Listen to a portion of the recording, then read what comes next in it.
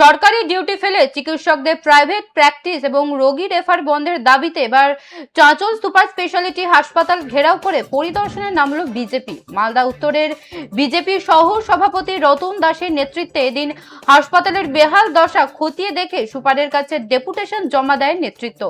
দেখুন, মঙ্গলবার দুপুরে চাঁচল সুপার স্পেশালিটি হাসপাতালের বিভিন্ন ওয়ার্ড ঘুরে দেখেন বিজেপি নেতৃত্ব। পরিদর্শনে উঠে আসে পরিকাঠামোর একাধিক কঙ্কালসার রূপ। সবচেয়ে বড় ক্ষোভ তৈরি হচ্ছে হাসপাতালের রেফার রাজ নিয়ে।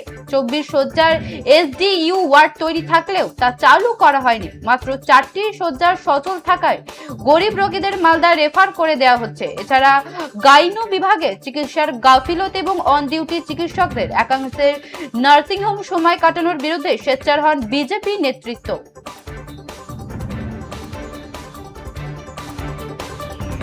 চাঁচল হাসপাতালে বিজেপির পরিদর্শন বন্ধ হোক, রেফার রাজ, বিস্ফোরক বিজেপি নেতৃত্ব।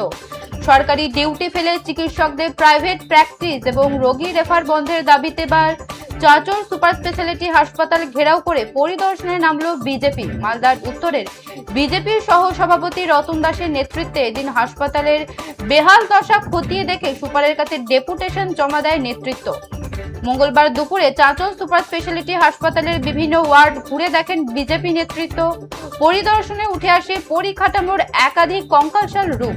সবচেয়ে বড় ক্ষোভ তৈরি হয়েছে হাসপাতালের রেফার রাজ নিয়ে। 24 শয্যার এসডিইউ ওয়ার্ড তৈরি থাকলেও তা চালু করা হয়নি। মাত্র 4টি শয্যা সচল থাকায় গরিব রোগীদের মালদায় রেফার করে দেওয়া হচ্ছে। এছাড়াও গাইনো বিভাগে চিকিৎসার গাফিলতি এবং অন ডিউটি চিকিৎসকদের একাংশের নার্সিংহোমে সময় কাটানোর বিরুদ্ধে সোচ্চার হন বিজেপি নেতৃত্ব।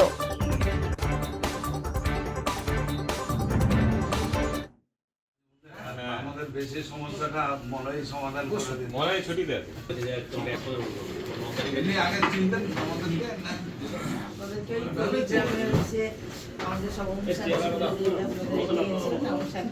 এখানে চিনতেন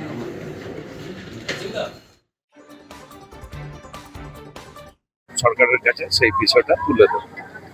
বিষয়টা নিয়ে আলোচনা হয়েছে মূলত এই যে যিনি মানে যে সময় ওনার ডিউটি আর সেই সময় সেই দেখা গেল যে উনি ইমার্জেন্সিতে না থেকে উনি সেই সময় কোনো একটা নার্সিংহোমে আর তিনি চিকিৎসাতে ব্যস্ত, সেই বিষয়ে আলোচনা করা হয়েছে।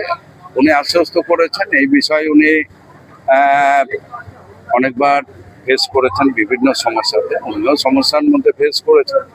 তো আমরা আগামী দিনে ডাক্তারবাবু যারা আছেন চাঁচল হসপিটালে তাদেরকে নিয়েও আমরা বসবো, কেন আমরা সর্বশেষ আমাদের যা তা হচ্ছে সাধারণ মানুষ খুব ভালো যাতে পরিষেবা এখানে পায় এবং এই যে রেফার যে হয় দ্রুততার সঙ্গে, মানে একটা পেশেন্ট আসলো আর তারপরে রেফার হলো, আর সেইটাও যাতে না হয় আগামী দিনে, আর সেই বিষয় নিয়েও আমাদের আলোচনা।